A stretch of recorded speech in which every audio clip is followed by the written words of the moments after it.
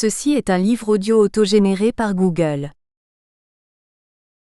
Logique sociale. Série Sociologie de la connaissance. Dirigée par Francis Farrugia. En tant que production sociale, les connaissances possèdent une nature, une origine, une histoire, un pouvoir, des fonctions, des modes de production, de reproduction et de diffusion qui requièrent description, analyse et interprétation sociologique. La série vise à présenter la connaissance dans sa complexité et sa multidimensionnalité. Corrélation aux divers cadres sociaux, politiques et institutionnels qui en constituent les conditions empiriques de possibilité, mais aussi, de manière plus théorique, analyse des instruments du connaître dans leur aptitude à produire des catégorisations savantes ou ordinaires, à tout palier en profondeur et dans tout registre de l'existence. Attentive à la multiplicité des courants qui traversent cet univers de recherche, ouverte à l'approche socio-anthropologique, intéressée par les postures critiques et généalogiques, cette série se propose de faire connaître, promouvoir et développer la sociologie de la connaissance. Elle s'attache à publier tous travaux pouvant contribuer à l'élucidation des diverses formes de conscience, savoir et représentation qui constituent la trame de la vie individuelle et collective. Dernière parution. Farrugia Francis, le syndrome narratif. Comment l'imaginaire construit le réel, 2022. Farrugia Francis et Mouchtouri Antigone, la philosophie des sociologues. Une épistémologie du sujet et de l'objet, 2022. GACHKOV Sergueï et Mouchtouri Antigone, Castoriadis et le temps. Le Kairos, 2021. Farrugia Francis, Mouchtouri Antigone, Ouchani Louis, Valade Bernard, la tragédie. Socio-anthropologie d'une vision du monde, 2021.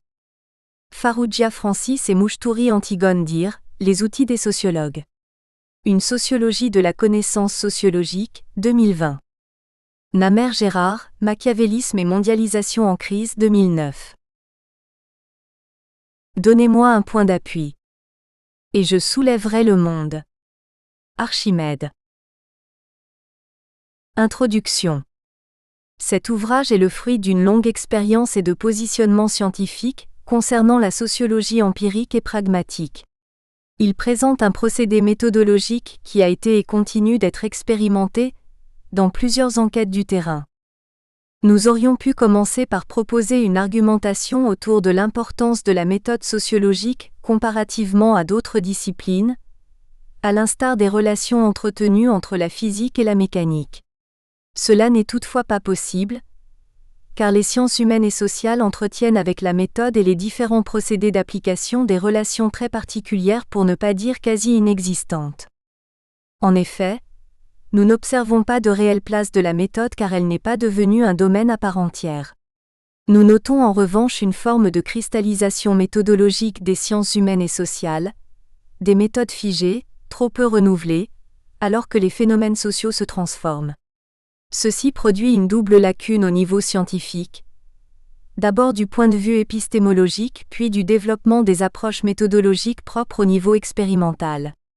Ensuite, cela engendre des possibilités limitées de cerner les interactions sociales et les multiples facettes des phénomènes sociaux. Le fait que les procédés méthodologiques n'aient pas constitué un domaine à part entière en sciences humaines et sociales pose beaucoup d'apories. Cela veut-il dire que la méthode n'est pas nécessaire ? Non, car sans elle nous resterions dans la spéculation. Cela signifie plutôt que les sciences humaines et sociales n'ont pas cherché une autonomie scientifique par rapport aux autres disciplines qui lui sont proches. Bien sûr, Raymond Boudon et Pierre Bourdieu ont consacré des réflexions et ont écrit sur la méthode, mais sans avoir l'intention d'ériger cette dimension en un réel domaine ayant un champ épistémologique. Le terme méthode est composé du préfixe méta et du nom d'origine grecque odo qui signifie chemin, mettre quelque chose dans une voie, afin de pouvoir cerner et analyser. En effet, elle n'est pas devenue un domaine à part entière des sciences humaines et sociales, mais elle a de la matière au lieu de s'accoler à d'autres domaines, comme les statistiques aux mathématiques, l'observation à la biologie ou encore les entretiens au journalisme. Délaisser complètement la question épistémologique des outils d'exploration, c'est nier que l'outil puisse jouer un rôle dans le résultat. Or, le choix de l'outil, même si l'on ne le dit pas clairement, conditionne les résultats de l'enquête de terrain.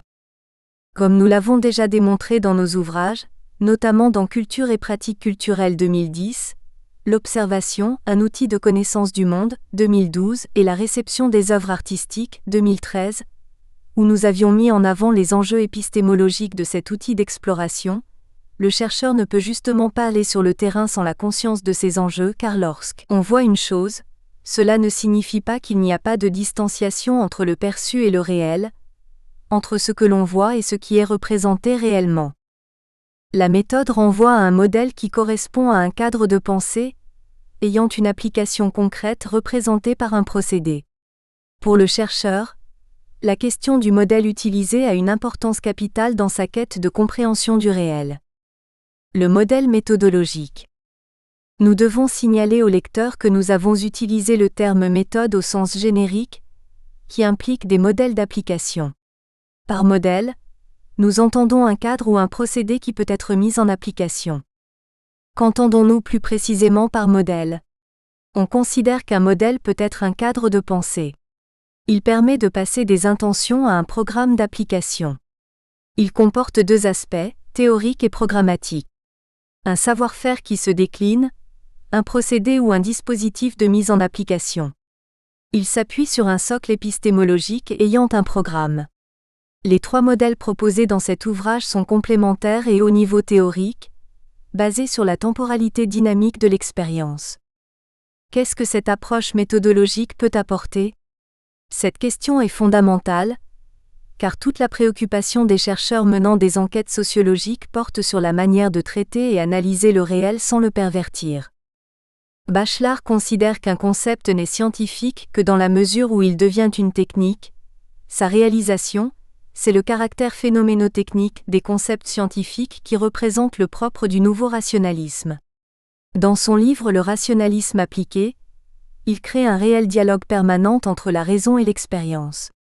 À ce débat fort constructif, nous avons ajouté un paramètre d'étude, le temps. Plus précisément, la cinématique de l'expérience est cernée par le temps. En d'autres termes, le temps apporte une mesure pour l'étude du mouvement, ce que l'on nomme en physique la cinématique. La dynamique temporelle nous permet plus précisément de saisir le continuum de la vie humaine. Dans la méthode que nous allons proposer, qui est à la fois un procédé, un modèle et un cadre de pensée, nous décrivons la façon dont nous pouvons la mettre en place afin qu'elle soit reproductible dans différentes situations ou événements sociaux. Dans ce modèle, nous partons du principe que la dynamique temporelle est la dimension la plus adéquate pour comprendre et expliquer les interactions sociales et la formation des conduites in situ. Cette cinématique en termes de temporalité est un élément constituant de l'expérience. Cette dernière connaît parfois des moments de grande intensité. Ainsi, la mise en place de ce modèle permet d'interroger et de comprendre les actions humaines. Ce modèle d'exploration du terrain est conçu comme un cadre de pensée, afin de pouvoir mieux comprendre la complexité des conduites et des actions humaines. En termes épistémologiques, si la sociologie part du principe que le sujet est un être éducable mais aussi agissant, cela exige d'être démontré, car cela peut bouleverser et modifier la lecture de la norme sociale.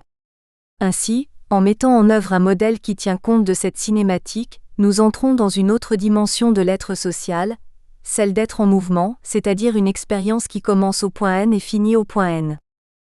Dans l'expérience, il existe une intensité qui est le produit de plusieurs temps, qui se manifeste, soit d'une manière synchronique, soit sous la forme d'une succession de temps de façon simultanée et différentielle. Le modèle de méthode que nous allons développer se présente comme un procédé.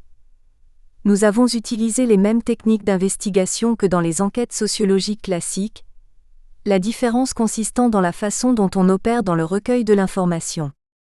Grâce à cette approche, nous étudions davantage les relations de ce qui s'exprime à travers la parole, le monde perçu, concret et vécu durant une expérience. Cette procédure d'enquête, basée sur le temps de l'expérience, nous permet de créer un schéma intelligible de l'exploration des effets dynamiques des expériences humaines. En introduisant le temps dans les études sociologiques des conduites sociales, nous ne restons plus dans un cas informatif de l'expérience. À travers cette méthode, nous allons plus loin en termes de compréhension du passage de l'expérience vers l'empirie. La temporalité dynamique et la microsociologie. Au niveau des enquêtes sociologiques, nous pouvons dire que nous sommes en accord avec Niklas Luhmann. Les sociétés fonctionnent avec des sous-groupes et des sous-systèmes ayant leurs propres règles comme des systèmes clos, autopoïétiques. Ce sociologue critique également les grandes enquêtes sociologiques descriptives, dans lesquelles les personnes interrogées donnent des réponses très stéréotypées, établies par les masses médias. Si l'on veut que la sociologie, discipline des sciences sociales, continue à se développer, elle doit se nourrir de la microsociologie, davantage proche des acteurs et de leur subjectivité sociale intersubjectivité. De plus, avec la planétarisation, l'uniformisation des conduites et le développement du politiquement correct, nous sommes loin de connaître les particularités humaines et les expériences individuelles. En les traitant comme si elles étaient immuables, cela engendre une lacune au niveau de la connaissance. D'où la nécessité de développer une approche critique envers l'objectivisme absolu et la subjectivité pure, en ouvrant et en allant vers une troisième voie, celle du sujet en action. Néanmoins, le thème de la place du sujet reste d'actualité à partir du moment où les recherches sur la microsociologie sont devenues par excellence l'apanage des enquêtes sociologiques ces dernières décennies. Que nous apporte l'étude des microsociétés ou microgroupes ? Quel est son rapport avec la subjectivité ? Ces études nous permettent de constater de près la complexité du sujet et de ses relations avec son environnement, son façonnement et parallèlement sa façon d'intervenir et de modifier sa société, et encore les interactions comme la cinématique des actions humaines. Introduire la dimension temps est une autre manière d'étudier les phénomènes sociaux à travers leur cinématique et plus précisément la temporalité dynamique. Ainsi nous pourrons plus aisément comprendre la dynamique des interactions dans la formation des conduites et actions sociales. Il devient ainsi possible d'étudier les interactions et les interinfluences entre individus sociaux, dans une autre optique que celle à laquelle on est habitué. Nous pouvons dire que l'expérience de la temporalité dynamique nous permet de comprendre la cinématique relationnelle, de pouvoir étudier les groupes sociaux, l'individu social et son environnement. En effet, à travers les cas d'études inspirés de la microsociologie, on peut plus facilement étudier cette temporalité dynamique. Ces dernières décennies, on a noté le développement d'une tendance bien affirmée au niveau des sciences humaines et sociales avec une volonté d'imposer une vision nomothétique et monolithique. Ceci est une preuve du conservatisme ambiant qui distingue les professionnels de cette discipline et en quelque sorte paralyse l'opposition intellectuelle. Néanmoins, sans opposition, il n'y a pas de nouveauté et d'innovation. Comme Thomas Kuhn l'aurait dit, c'est dans la confrontation avec un paradigme dominant qui essaie d'empêcher la nouveauté et l'innovation qu'un nouveau paradigme prend forme. Dans ce type de catégorie de lecture, la temporalité dynamique de l'expérience nous amène à revenir, afin de le rendre intelligible, à ce qui est en train de se produire, sans oublier l'élargissement de la temporalité suite à la mondialisation. En effet, la mondialisation contemporaine a modifié le paradigme de la compréhension du monde. D'ailleurs, nous ne cessons de parler de changement de paradigme. Cela signifie que les certitudes des catégories, telles qu'elles étaient développées dans la macrosociologie, ne peuvent pas ou plus être utilisées pour comprendre notre environnement. D'autre part, si l'on veut que la macrosociologie continue à se développer, elle doit se nourrir de la microsociologie qui est davantage proche des acteurs pour comprendre la temporalité dynamique de leurs expériences sociales. La microsociologie se définit en opposition avec la macrosociologie, en considérant cette dernière comme recherche objective. La première approche de la microsociologie se trouve dans les recherches menées au sein de la vie quotidienne, notamment avec le développement de la méthodologie. Nous avons voulu donner un autre éclairage à travers les cas inspirés de la microsociologie, plus précisément en analysant les interactions à travers le prisme du temps. Comment la sociologie empirique peut-elle rencontrer l'intersubjectivité ? Comment peut-on étudier la cinématique des actions humaines ? En effet, l'un des dangers est de rester dans le descriptif, alors qu'on doit séparer une étude descriptive de l'empirie. Cette dernière est le fruit d'enquêtes sociologiques basées sur une lecture en mobilisant des concepts et en analysant les expériences pour en arriver à l'empirie. Au sens de Bachelard, c'est-à-dire en conceptualisant les expériences. Pour ce faire, la problématique du temps est primordiale dans la compréhension du continuum de la vie en société. En revanche, si l'on part du principe qu'une pratique culturelle, comme une visite dans un musée, sert uniquement de passe-temps, alors la culture artistique n'est plus essentielle pour l'être humain, à part pour occuper le temps libre que l'organisation du travail lui laisse. Dans ce cas, on peut utiliser les mêmes approches pour toute pratique de consommation et d'usages sociaux. Cela veut dire qu'une approche méthodologique sous-entend une vision et une conception du monde bien spécifiques concernant les relations entretenues entre un individu visiteur et son environnement, et sa pratique sociale, ou la formation de ses conduites sociales. Par ailleurs, cela sous-entend que l'être humain n'est pas éducable au-delà de ses déterminants sociaux. À contrario de ce que nous proposons dans notre approche méthodologique, nous la matérialisons en modèle, afin de pouvoir l'utiliser sur différents terrains. En d'autres termes, nous pouvons dire que ce type d'enquête néglige complètement l'imaginaire de l'individu social et ce qu'il peut retirer de la rencontre entre son imaginaire et son environnement social, ou encore dans les exemples que nous allons présenter avec les expressions artistiques. À ce propos, Cornelius Castoriadis a dénoncé le délaissement de l'imaginaire créatif selon Aristote, qu'il a lui-même renommé l'imaginaire radical. Hormis ce type d'études, on peut signaler l'importance des recherches en microsociologie sur les relations établies entre l'individu social et son environnement, et plus particulièrement les normes sociales. Comment expliquer l'investissement individuel dans les actions collectives de l'individu, sans tenir compte de sa propre puissance d'agir? Si l'individu n'est pas énormément investi dans les actions, soit par choix personnel, soit par l'influence de son appartenance à un groupe social, il possède en lui néanmoins cette potentialité.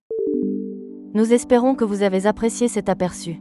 Pour continuer à écouter ce livre audio sur Google Play Livres, utilisez le lien dans la description de la vidéo.